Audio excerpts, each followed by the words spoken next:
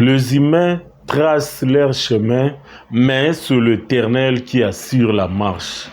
Psaume 16, verset 9.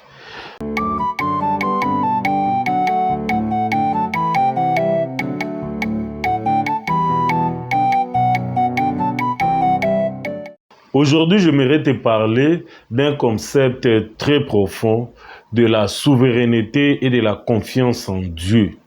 Et je vais prendre comme exemple Proverbe 16, verset 9. Ici, on nous parle d'un homme qui programme, qui planifie et qui fait son chemin. Il fait à tout et il planifie ses plans. Mais la Bible nous dit que ce sont le plan de Dieu, c'est-à-dire c'est Dieu qui assure la réalisation de ce projet. Et je prendrai l'exemple d'un voilier. Comme un bateau, et nous connaissons qu'un voilier est dirigé par le vent et il est dans l'eau, c'est-à-dire il y a des courants marins.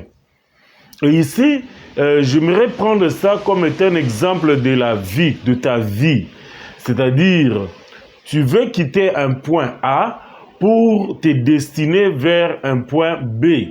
C'est-à-dire, tu fais tes projets, tes ambitions, tes plans, tes efforts et tout ce que tu peux envisager, afin que ton bateau, qui est ta vie, puisse aller d'un point A à un point B. Mais comprenons, un voilier, lorsqu'il est dans l'eau, il peut se passer qu'il y a de forces contraires. Parce que le vent et l'océan ne peut pas être dirigé par toi.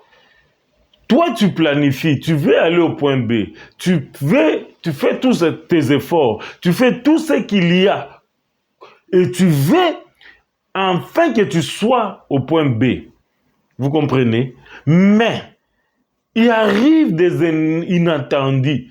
C'est-à-dire, au courant de notre chemin, c'est-à-dire, toi, tu as utilisé ton compas, tu as fait ton chemin, tu as mis une ligne droite. Avec toute ta volonté, tu veux atteindre ton objectif dans la vie.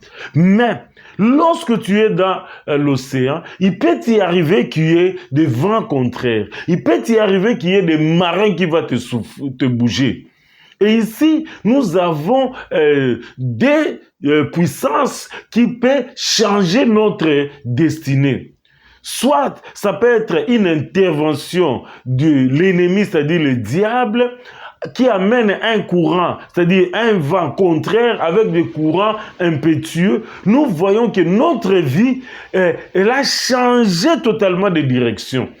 Nous voulions entrer, mais des forces contraires nous ont attaqués. Des choses difficiles nous ont atteints. Et nous n'avons pas pu atteindre notre destinée.